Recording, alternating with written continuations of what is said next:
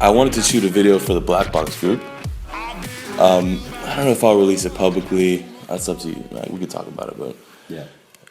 most specifically for the guys in the group, because I feel like where they're at right now is kind of where we were at. I don't know, maybe 4 to 6 months before you and I met, which was Last year. last Year summer, and a half beginning ago. of the summer. Yeah. So, and when you first met me, I didn't have Boss Life actually.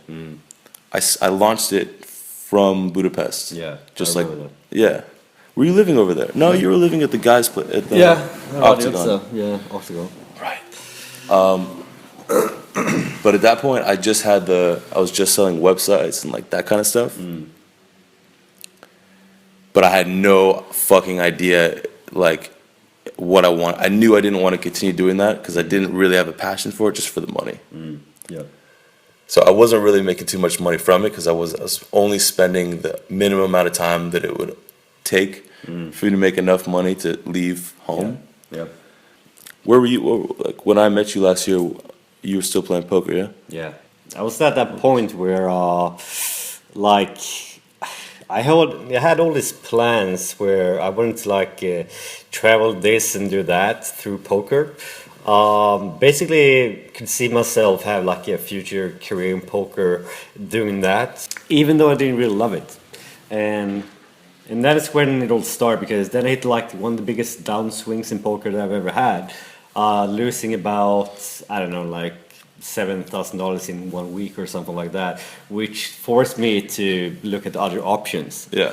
And looking back, it's probably one of the best things that ever happened to me, to be honest. Losing that Yeah, 7,000. losing that money, it was one of the best things that ever happened, because it forced me to look at other directions. I see it as I got the opportunity, I got forced to look at other options. So like, I hate this game. Like, I didn't really hate it that much, but I started to really fucking hate it, you know? And the government's like, okay, so what can I do? And that's when I really start asking around our guy friends like Sonder and all of those guys. Like, Who's also in the group here, yeah. yeah, it's like, what would you do? He's like, I would do like the animated business thing, because it's Animated videos. animated videos. Yeah, it's an easy way to get started and it's set up. I would just do that. I was like, done. And Sander knows how to make money. If Sander gives you some advice, you just Yeah. take it and be like, thank you for the free advice. yeah, it's he gave me like the foot in, like knew how to set it all up. Yeah. With all that kinds of stuff, and then I mean I have to do like 99% of the work, but he just had to show me what to do, and that's what made all the difference, I think, because I was like, okay, fuck poker, now we focus all on this one. It was so funny because I was still staked in poker by, Which means they give me money to play for, and then they take some of my earnings. That means that I still have to play some like hands a month or games a month or whatever. And I was like, they own your soul, kind of. yeah, and I mean, I didn't really play. It was like, what is this? You're supposed to play this and this. I was like, see, I played like 1 game this month. Isn't that enough? I was like, no, it's not enough. I was like, well, maybe then it's time to move on, separate ways, because I was just hating poker. Yeah. I remember you telling me that we were like walking, I think, back from the gym or somewhere. Yeah. Around Octagon, and you were like, man, I just fucking hate poker. Yeah, And I mean, it's one of the things where it's still like, let's say that you work as a bartender or a baker or whatever. You earn as much money as you put in, then that's the only money you earn. While you're in business, then you can earn money passively. You can earn, like, you can do a job and you get paid while you sleep. Yeah. You can never do that when you play poker. You can never do that. So it's like, this is like, running a business is like level 2. What were you saying, bro? Talking about passive income. You can't make passive from poker. Yeah, I mean, you want to go to like level one is that you earn money while you're working, and even though it's like a really high paid job, you want to go to level two, level three. Level two is that you run the business, you make money like when everyone else is working for you and doing like basically all the work, even though you love what you do and that sort of thing. Managing. Yeah, managing, and then I guess level three is like Warren Buffett. You just buy the business, Yeah. and then you earn money that way. You know. Let the money work for Yeah, you. yeah. Even like let someone else run the company. I guess that's level three. But that's Investor mindset. that's an entirely different level. You have to be really fucking good at what you do in that level. I think. That's a few years away, right? Yeah, it is. What would you need to do- What would you estimate? Like considering that we're just saying like how even though we're doing well in Yeah. business and stuff, we still love to be degenerates Yeah. and like just completely, I don't know, like act like the opposite of Warren Buffett, I guess you could say. How long is it going to take us to get there? Maybe 20 years? 15, 20 years? It depends on how it depends on like what happens, Yeah. right? I mean, how much time do you want to put in, like learning finance, investments, and that sort of thing? Because that's what it's come down to. There's so many businesses that want you to invest in them because they have a great idea. Yeah. But most of them are shit, and you need to have that eye and that experience to really know, and if they can go the long run, if it's like a good thing. And after reading like Warren Buffett's autobiography, it's he was so smart even from the start. Yeah. And I mean, he reads a lot. Like he used to read like 8 hours a day. Now he's just getting old, so he just reads 5 hours a day, which is like 5 times more than I do. But you know, so it's all about experience and knowledge, man. And for me personally, I don't think that that's so important right now for me. Now it's just building it up and just doing what I want to do and earning that money, you know. And I think that's the most important part. And then we can like look into establish that, like buying other businesses if we want to do that, and you know, that's in the future somewhere. So where were you, like tell the guys where you were at with the poker stuff financially about a year ago when I met you, a year and a half ago. I was bad. Like I was living month to month with like, yeah, if I play this amount of games, then I earn this amount of money through rakeback, which means like basically I get some money back per game I play or per hour I play. And then I don't know if I win or lose, but I always get that money back. But then I lost like tremendously, so I couldn't even count on that. It was just to cover the losses. And I mean, at the time, it was just I was just playing poker to make money, like a good job, sort of. That was the way I saw it. I couldn't live in Budapest. Yeah. I could play poker, which is like my job, and do what I want to do. Choose your own hours. Yeah, Make like money a online. good job, basically. Yeah. That was what it was. But I didn't really love it. I loved it like 2 years ago or something like that, when I was like, yeah, I want to get good at this, and I got pretty good at it. But it's like somewhere along the line, my motivations changed, and I had other focuses. And when that happened, it's like it happened. Then you have to make other changes in life. Yeah. Otherwise, you're just gonna get depressed. In poker, that means you're going to put in fewer hours, which means you're going to make less money. You're probably going to play worse at the Lose tables. money. Yeah, so you're going to earn less because of that, and you're not going to study as much, which is going to lose even more. It's just a downward spiral. So I suggest that you switch direction pretty fucking fast, just to avoid that whole thing. I mean, as soon as you realize that, yeah, this is not for me. Like in a job, which most of these guys are in jobs. I mean, this is not the first time that I've switched around. I think I've switched maybe like 10 jobs before that. The best one was in Oslo, I think. It was, I mean, Oslo. You have to, most of the people there, they travel like 30 minutes to their workplace. I had 3 minutes. Within Oslo? Yeah. I had 3 minutes walking to my workplace. 2 minutes to my gym. 1 minute to the store. And 5 minutes to my best going out place in Oslo.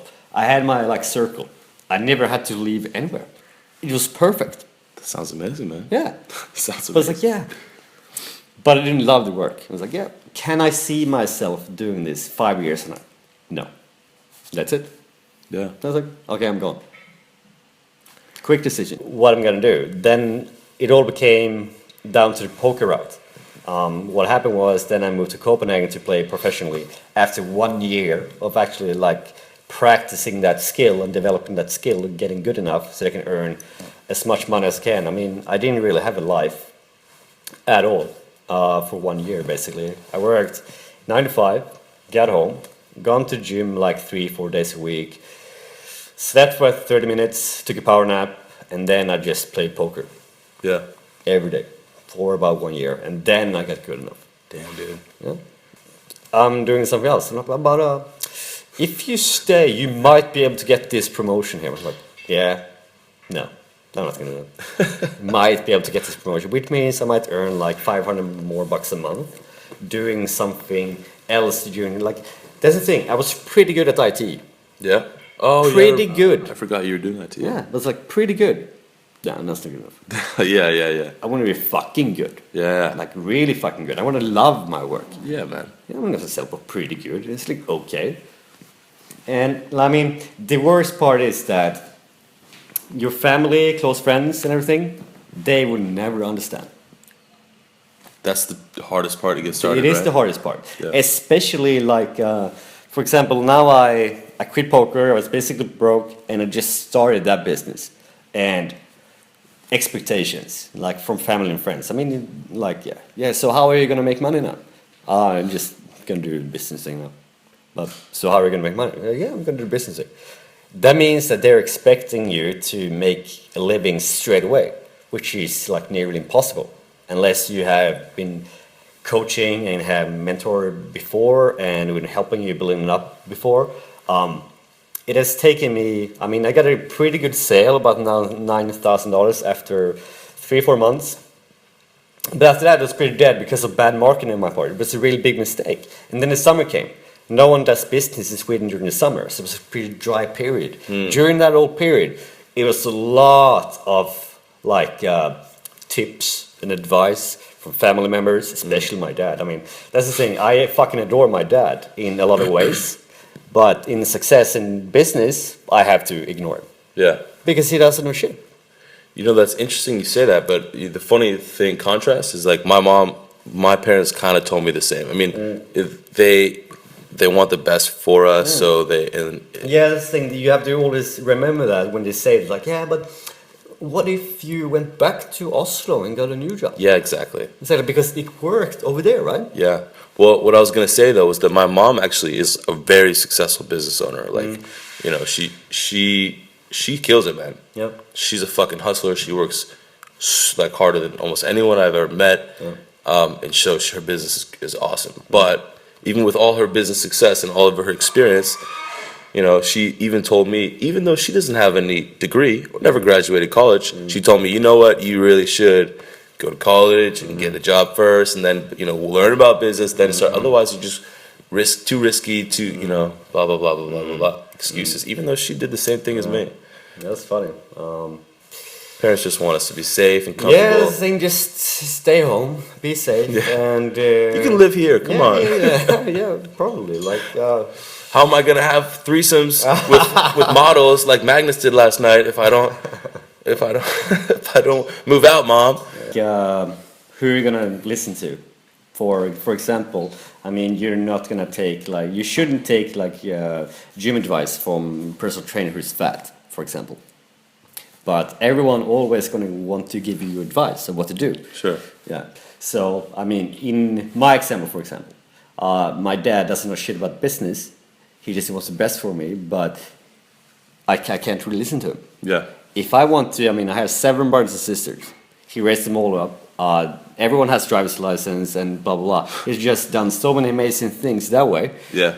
If I ever want to do, I mean, if I want to like become more optimistic, more healthy, read more books, or how to raise kids, blah, blah, he's my go-to guy. Yeah. In a lot of more areas than that. But in business and going out, that means you have to put yourself out there.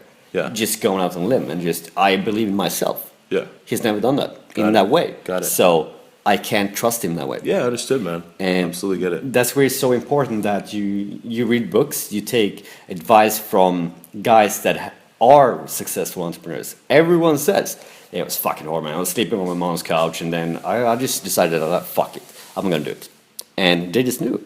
I'm gonna work my ass off 16 hours a day until as long as it takes. Yeah. But there is no guarantee that it works. Yeah, it will fucking work. It will die. Fucking do it. You know. Yeah. That's the attitude. You'll die. I'll die. I'll do it. I'll die trying. Yeah. Right? They used to have that strategy in like I think it was Genghis Khan, where they were like setting up his troops next to like the beach. Yeah. They couldn't go any backwards. So the only way they could go is forward. There's no retreat. Yeah, like that's like the burning the boats thing, right? Yeah, exactly. Exactly. Just burn boats. It's like they probably heard this, but if not, it's like the warriors showing up at the Trojan horse, and then they like burned their boat before they stormed and raided this town, because if they burned the boat, they didn't have an option to turn around and go home. They have to conquer the city. Like it's cut off or die. They're thinking, I'd love to go back to my family and my friends, blah blah. You know, I don't really feel like cutting through 5,000 people today to conquer a city. I don't feel like going to war and getting myself killed, man. I'm just gonna go back to my family. Let's go back home. Who wants to go back? You can sing songs on the boat. No, done. Burn the boat. Yeah, burn boats. We have to conquer the city now. Yeah. It's good, man. That's like the example for me is just taking off from home to come here. Yeah. You know, that's one example. Or quitting my job the first time. You know. Why don't you tell? I don't think we talked yet about who the hell is here. Someone just walked into my house. So, I don't know. Anyway, these guys, I don't think we've told them yet about your recent successes. So we kind of talked about where you started from. A lot of those guys are going to relate to that because they're right now in a shit job and they're like, fuck, I hate this. Yeah. And this process of Black Box and going through the coaching and the group and all the interaction with each other, the content, it's them kind of going through the same transition that now you're done with, pretty much. Yeah. So just get them excited and tell them, like, since they now know where you came from, what are some of the awesome recent successes in business, not other areas in business, which I'm jealous of. Please tell us a little bit about that. Yeah, I've been sending out like a lot of videos to a lot of potential clients, and I think it's about when that opportunity comes, you need to really seize it. Because, for example, in my case, I send out to a prospect that for making a potential animated video. Yeah. And the guy was like, can you help me record a seminar? Yeah. Completely off. I mean, animated videos is something that I could completely outsource. Yeah. And this means like record a seminar. I'm like, they're thinking it's about contrast. Like reading books really helps with this because, for example, we as a species, humans, we have put people on the moon. That's a big fucking problem to solve, right? Yeah, it's a big deal. Yeah. So how hard is that comparison to finding a videographer to record his seminar? It's pretty fucking easy, isn't it? Yeah. And that's what I was thinking. Of course we can do it. I have no idea how, but I'll figure it out. Yeah, man, that's such a good attitude, man. So many of these people, like, I'm sorry if I sound like to them, like, I'm sorry if I sound like disappointed in you, but so many of you guys have told me, you know, like, about this same fear, and trust me, I get it. I empathize with it, but the whole thing of like, you know, you remember, have you ever had a situation where before this time, a client asked you about something, you didn't know what it was about or how to answer, and so you shut down and you felt like shit, and maybe you lost the sale opportunity? That's when you have to go forward, because the guy, I mean, he didn't say much about that. He was like, can you please come in on Wednesday? I was in Budapest. I was like, absolutely. So this guy's in Sweden, a couple countries away, how long is the flight? 2-hour flight. I mean, it's a day travel, basically. But I knew that he is interested. Yeah. He was Did so you call interested. him or anything before? No, just email. Email, but you kind of confirmed and made sure that that it was like a He was at the point where, I mean, this is, he wants the seminar done. yeah And it's only one shot at that seminar. yeah This was to ensure that we could do it. I'm a trustworthy guy. I understand that, but I'm asking you because for these guys hearing that you took a flight to go to a meeting, Yeah. I'm asking, did you kind of in the email exchange, how did you make sure that he was actually interested and you weren't wasting your time? You just emailed him enough, asked He him enough was questions. he was at that point where I knew that he was so interested, that it was so likely that he was going to buy. All I had to do was fly in and convince him. Great. That's it. I mean, if they decided, yeah, it sounds good, could you come in for a meeting? No, I would not have flown back. We can do it on this phone. We can do it on Skype. Yeah. I only do the ones where it's important. Yeah. Okay. Because my time is valuable. I used to do that this spring, this like winter, go to every meeting. Good experience. Really? But a lot of You waste would of my fly time. back for all the time? No, I was in Sweden then, in yeah. Stockholm. Yeah, Still a good fucking waste of my time actually, because I used to go to a meeting. It takes like 30, 40 minutes, maybe an hour sometimes. Be there for 20 minutes, we talk, and then go back. So it's like a half a day wasted on a meeting where we could have filtered out that they're not interested in like Email, email, Skype, video, Skype, or something. which would have saved you time. Got it. And his time too. Yeah. So after that's like, yep. But this one, I just know that he wanted that he wanted to see me in person because it was such a big deal. So I flew back. He was asking so we want 5 seminars recorded this from December Yeah. to May. Yeah. Doing this and this and this. Can you help us with that? I was like, absolutely. No question. So No. this is like what I tell these guys, like tell you guys, like when you're asking me, oh, what if they ask about something I don't exactly know? I've told you in the videos, I've been saying it for over a year, and this is what I've been doing for like 3 years now. If you know that something is possible, you can find someone who can do that. You know, all that matters, it doesn't matter if you know how to do a live video, a seminar video, or SEO, or social media, or That's whatever you're delivering. Sorry for interrupting you. Yeah. But that's what Richard Branson says. Say yes, and then learn to do it later. Really? Learn how to do it later. Richard Yes. Branson says it, Yes. guys. Yeah. You have to do it now. Yeah. Like, Yeah. I mean, so he had I knew that he was going to have all these questions about how to set up like the seminar with video recording and the mics and all that kinds of stuff. So I was like, okay, how can I solve this? Because I am not a video guy.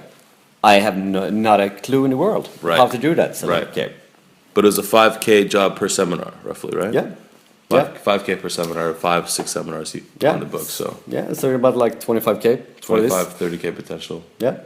So I posted a thread, tried to find like a videographer to help me out, just to come to the meeting. And once you just start looking, you just find it. They find you because it's such an opportunity.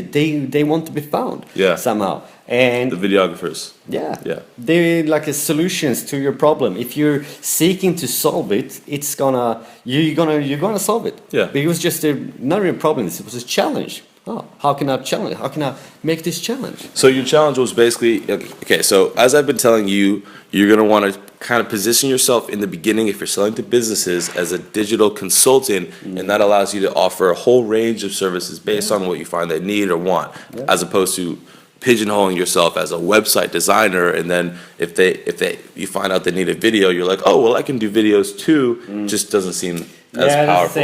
That's the thing. I don't think you should just go into one thing and I'm just doing this. Yeah. Because that's I mean, It's limiting yourself. yeah, it is limiting yourself and limiting your opportunities clients. too. And your Because clients too. what happened in my case was that, I approached this guy trying to sell an animated video. He wants the seminar. We get the seminar. We go to the meeting. The videographer that I found brought with me, he aced it.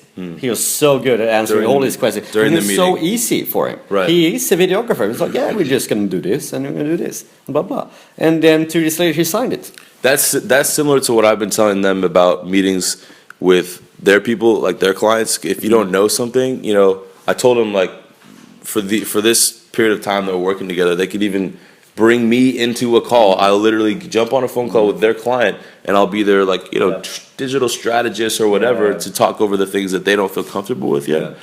And that's what Magnus did. You know, he doesn't do live video himself. He was selling animated videos. This guy asked him for a live video. He said we can do it. He didn't know how. He said we can. Then he got a videographer to come to the meeting with him and answer all the shit questions that he didn't know. Here's like the pain part. I mean, the fear is like the guy sits down with us. Like this seminar is so important that, and not only have we like the price guarantee that if you're not happy with the video, you can always get your money back. Yeah. First of all, that, and then he says, I feel like this is so important to us that if you don't deliver, we want to sue you for millions. I'm like, no problem. You know? He's trying to test you, right? You think? No, he was really, because it was that important. I don't think Zoom it in the end, but it was that important. I mean, it's one seminar, one speaker. We only have one shot at this. Can you deliver? Of course. How hard can it be? We put people on the moon, man. I love it. So just like, I can do it. Yep. If another man can do it, I can do it. We have to record a seminar. It was a little bit hard with the time frame. We still had like, I think 10, 14 days to get like camera equipment, blah, blah, blah. In the end, what happened was like, it went terrific at seminar. And then the opportunity presented itself, which was the main speaker. Yeah. He was talking about like you have to get more digitalized, like get out there, like a moving picture instead of text, blah, blah, blah. And I met him.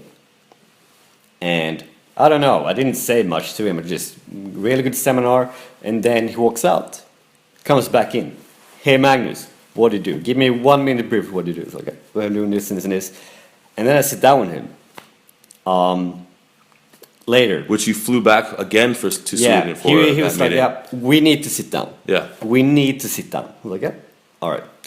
So I flew back to Sweden because this is one of those things. This is so important. This is a big like celebrity in Sweden, right? Is this a celebrity dude? I don't know celebrity, but millionaire, entrepreneur, like hundreds of employees, several companies. He's friends with the celebrity, the actor or something? Yeah, he had like an actor, a colleague. They want to start this video company. Got it, okay. So, they're looking for the third guy to handle all the video production. And I was like, I just gave them an answer that, I'm gonna do it. So what happened was you took a job to do a thing that you weren't even offering. Yeah. You went to a meeting, you flew to Sweden for a meeting, you didn't know if it was gonna pan out. Yeah. You found it, even brought in a videographer for that meeting. Yeah. Closed the sale, nailed the seminar, met the keynote speaker of the seminar who then told you he wanted to meet you later, and you flew back to Sweden again for that. Yep. And now you're teaming up with that guy who's a multimillionaire entrepreneur, blah, blah, blah, and some famous actor. Yeah. And they're going to essentially feed you a bunch of we are money. At this point, we are probably actually the video production which I'm doing with by myself I'm gonna squander it and just bring everything in to this new company. That's funny because another guy, Hirsch, in the group. Did I tell you about this guy Hirsch who's killing it? I talked to him one time on Skype 6 months ago, and then he made 15K in 2 weeks of our first call. Crazy. And then since then it's 50K total since our first call in the past 5 months. But anyway, he recently sold his business, which only started 10 months ago or 11 months ago. Wow. And he's now doing something similar. He's teaming up with some local, high-level entrepreneurs. Yeah. He's going to take over that side of the business. I love it, man. Yeah, but sorry, I don't know if I was supposed to release that information. Sorry, but it was pretty basic. I didn't release too much secret stuff. I mean, that's the thing. You take one opportunity, you go against your fear. I think it is, because at the meeting it's we're going to sue for millions. If this doesn't go well, not only do I have to give him the money back, he's going to sue me. Yeah, dude. For millions. Yeah. How it can be. And millions in Swedish money is a lot more than millions in US money, right? No, it's not. It's 1/8 and a half. But yeah, so I'm all good, right? Yeah. Well, and I don't know what you're worried about, bro. Yeah, exactly. No, so I mean, I think that's all about that. Going through fear. I mean, it's never, and also like working your fucking ass off. Because once they told me that it was that important, I'm willing to put in like 14, 16 hours a day just to make him happy. I don't even care about getting paid. Yep. Just to make him fucking happy. That's all that matters. Yeah, Because man. I have delivered a promise. Yeah. I have a great product. This is going to be perfect. Yes. That's all that matters. Yes, I mean, now it comes to the point where we're probably going to start up this new company, the three of us, and then we'll see what happens. I mean, it's so funny. Like a year ago, I just started my new animated video business, just myself, and now it could become something amazing with these two great entrepreneurs, just by taking opportunities and going against your fear. Yes, it comes down to this, like seizing the opportunities. First, you decide what you want. Yeah, I'm gonna start this video production company. Okay, then you take action. Yeah. And then these opportunities present themselves. Like this guy that I met, it's like, yeah, can you do this? Of course. Yeah. Say yes, then learn to do it later. Yeah. Richard Branson, straight up. That's what he does. And that's 30K from that one guy alone Yeah. to end. That's not even talking about the future plus the new guy who got introduced to. I mean, that's probably going to be. He said like, yeah, your life rent is taken care of. I was like, well, sounds pretty good to me. Yeah. Sounds pretty good to me too, man. Yeah. All right, so guys, like, check it out. Magnus a year ago broke working at poker, didn't like it, like basically a job which he didn't like. Yeah. Now he's killing it. So, and I gotta say, the one thing that I noticed that, like, I guess it was 3 months ago when you came back, 2 months ago, Yeah. that you were doing, like, you were recording how many videos per day? I was sending out a shitload of videos. You told me you sent like 1,000 videos out, or 700 or something, right? Shitload of videos, yeah. But this thing, like, every day I kept calling. Following up. Following up with all of them. Following up, yeah. Every day. So every key. day, every day. So listen to this gangsterism. Fucking Magnus recorded 1,000 or so free video analyses for businesses, like the similar things that we were doing. Sent them out. And you were offering videos in those? Talking about video? Okay. So he was talking about the power of video and then showing it and then blah, blah, blah. Recorded them before they even contacted you, right? Yeah, I just sent them. Sent him out, like, found the lead, made it, didn't contact him, didn't wait, which is contrary to what I was saying that I did. But look, he just was like, made a commitment. You know, if you can spend 8-10 hours working at a shitty day job 5 days a week that you don't like, you can spend the same time on your business. Yeah. So you did that, recording a shitload of videos, sent them out, followed up with everyone that you sent them out to, until what? Until did you stop if you couldn't reach them a couple of times, did you stop, or did you keep going until? I got so pissed because this spring, like in March, I got one really big sale, like the first thing, pretty early, like for 9K. Yeah. I was like, wow, this is so easy. And then I didn't think about like the summer that's coming up. I mean, in Sweden, you can't really do business after mid-June, mid-August. It's dead. Yeah. Same with the Christmas time. Now it's dead until mid-January, something like that. So which means you have to put all the work in and get all the sales before like June, something like that. Mm-hmm. And I just started slacking off, or I was pretty working hard, but I had like a small list of 100 people, a bad list that I kept calling, but none of them were really interested. So what I did after the summer, I was like, fuck this, I'm expanding. I don't even care if I don't have time to reach out to all of them. I'm just gonna send it to everybody, because I'm just gonna find that one that really wants it. Yep. And in the end now, it's just started to explode. Like, yeah, I want. And then they talk to each other. It's like, yeah, I want this. What do you say about the whole idea? Because this is kind of popping in my head as if I were them. Yeah. So if you have to contact 1,000 people to get one really hot, ready to go client, isn't that like the first resistance thought would pop up for me? Would be like, but I don't want to have to make 1,000 videos every time I want to make a sale. But it's not really like that, right? Because once you hit that momentum and find that first one, you have a success. Yeah. I mean, whether that success turned into like 5 or 6 sales from the same person, like it did with you or not, it still led to, you know, your next client, Yeah. and then like. I think for me it's a lot of pain based because like last year I was broke, had to go to Sweden to work to do the business thing, and then I made a sale, got back to Budapest, and then nothing happened during the next 2 months, and then I had to go back to Sweden for like, it was like my friend's 30th birthday, my dad's wedding, blah blah blah. Yeah. And then I had to stay in Sweden for like 4 or 5 months, and it was terrible. I hated it. I was like, fuck this. That pain was like, I'm never doing this again. Having to stay in Sweden. Staying in Sweden is fine, but just staying there, not doing whatever I want to do, because I missed out on so much. Like the guys were out doing on this festival, we were over here doing this and blah blah. I just missed opportunities that I can never get back. Yep.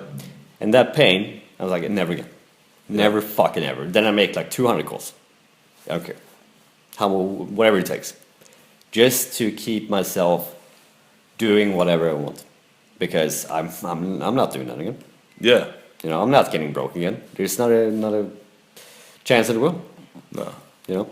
Nah, man. And it's cool too. Don't you think it's kind of like almost reassuring sometimes that, I don't know. Well, I always used to think when I was really early starting out, like maybe it's a fluke. Like when I go get a sale, I'd be like, shit, I don't know if I can repeat this. But then after like, I don't know which number of sales, after a certain amount, I was kind of like, I could always start it.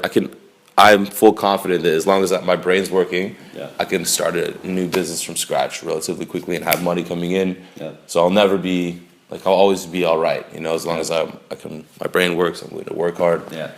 It's kind of reassuring, right? Like, I mean, it's knowledge that the work that you put in for a number of years to learn this kinds of stuff, how to make money online. I mean, it's a skill that never goes away. And even though, I mean, right now for me personally, it's like, I'm probably gonna put all the video business stuff into the new company with those 2 guys, which means that, what am I gonna do by myself? I can do some consulting, I can make websites, I can do this, blah blah. It's in either direction I want to do, because in either way I'm gonna make money this way. So, okay, fuck videos for myself. I'm just gonna do this one, so I can earn more money. You know, here's and have more freedom. To finish like on that point. The last thing is that I kind of talked about it a bit, but 8 hours a day, most people is the average work day, right? At a 9-to-5 job, and anyone who's paying for their food, clothes, rent, has to work. Yep. Or they were lucky and or unlucky, however you want to consider it, got money given to them. But everyone who doesn't have money given to them, they're paying for the food, blah, blah, they have to work, right? Yep. 8 hours a day at least. So my question is, like, this just really, like, perplexes me. It really confuses the shit out of me, man. Why the hell are people willing to spend 8 hours a day, 5 days a week, at a shitty job that they hate every second of, that's not paying them enough, that doesn't get them closer to their goals, but they're not willing to spend, some of them, even half of that much time working for themselves, working on their business that's going to give them all the freedom they want and whatever the fuck they want. It's so crazy. So, you know, for the like 3 or 4 people in the group, I'm not going to call you out by name, but I will message you privately, and you know who you are. There's like 4 people in the group who are like have actively taken in the content, but have told me and admitted to me that they're not taking nearly as much action as they could. So just like sitting around with all the knowledge but not doing anything. I think they just want it bad enough. They haven't felt the real pain of just. That's the thing. Like Tony Robbins has this saying that most people are stuck in the gray zone, which means that they're not. It's not bad enough that they want to quit, but it's not good enough that they hate it. They're stuck in between. Yeah. And when I was stuck there myself, I was like, I hate it. Yeah. I'm not going anywhere. I'm just stuck. Can I see myself in 5 years? No. Fuck it. Gone. Yeah. Most people are in that space. They don't hate it. They don't love it. Yeah. Nothing. Yeah. They're not moved to action. But fuck, like if they've joined this one, because they've invested like serious money into this program, that means that they hate it enough. So like, listen, you could spend the 8 hours at your shitty day job. I know probably some of you still have those day jobs, so I get that you don't have extra time in the day. But if you're willing to spend that time at your day job, figure out a way to spend a little bit extra time and be overworked for a few months. You know, business is like a sprint in the beginning, but then over time it's like a marathon, right? Like the pace evens out. But in the beginning it's a sprint, so you're gonna be a little bit overtired, overworked, overstressed for the first few months until you get a few sales, and then when you can quit your job, those same 8 hours you were spending at a shitty job are now going to be spent making you a lot more money and getting you closer to your goals. And then you can, boss it up. Yeah. I mean, I think it's about, how long does it take to set it all up?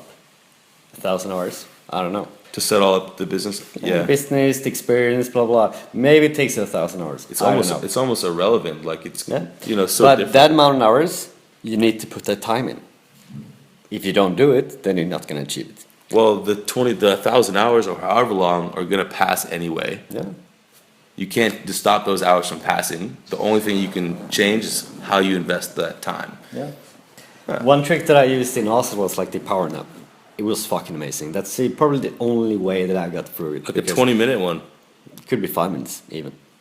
I've never been able to do that, man. Right. Yeah. It's like I reset the day. I have 2 days in 1 day. Wow. Yeah. So like I went up, I had to go up to work at 9.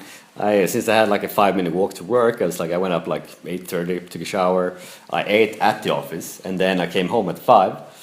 Probably went to the gym and then come home, and then I slept for maximum 30 minutes. Fell asleep, and then when I woke up, new day. Wow. Yeah, new energized. Wow. Yeah. Then I could play poker, fresh, eat, and then just not so much book reading and stuff that I wanted to do because of just poker, which would mean business for you guys. Just focus on business. Books and seminars, that's more long term, I think. Right. It doesn't really help you in the now, which means business is more critical at the moment. If they wanted to spend like some off like relaxed time reading, that'd be a good investment of time. Yeah, it would. But books are never bad, unless you'll read Harry Potter or something. But what you're saying is like if you're using your willpower for something, invest it into making the calls rather than investing in like starting to read. Yeah. Yeah. Absolutely.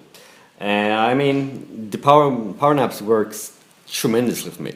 Otherwise, I'll be working 14 hours straight. But I was like, I just worked 9, and then I slept, and then I slept 8 more. Yeah, but it's a new day, so it's fine. Yeah, it's like no problem. That's so I had like 2 days in 1 day. It was amazing. All right, so man, we talked about power naps. We talked about a lot of like hard-earned lessons of ours. Is there any final words of wisdom or vulgarities that you'd like to teach them in Swedish or anything like that? Just say that stick at it, because it's gonna get hard, really fucking hard. Like you would want to quit, but just keep going. Just keep going. It's a marathon. We're all tired in the beginning, so just stay in the race, and you'll eventually win. So it's all about coming to the goal. It's no race. You're all running individually, actually. Yeah. But that feeling that you do want to quit, you're getting tired, you're getting exhausted. We all feel it, but just keep it going. Or don't, and you could just feel the same shitty way at a shitty day job instead of the same shitty way in paradise or wherever you want to be, and then the next day you feel better again. But it's up to you. Black Box, I think I know what you want to do. Mr. Magnus, thank you so much, my friend, for doing such a long and in-depth interview. I think the guys will really appreciate it. So, Kanula Mega Fitan.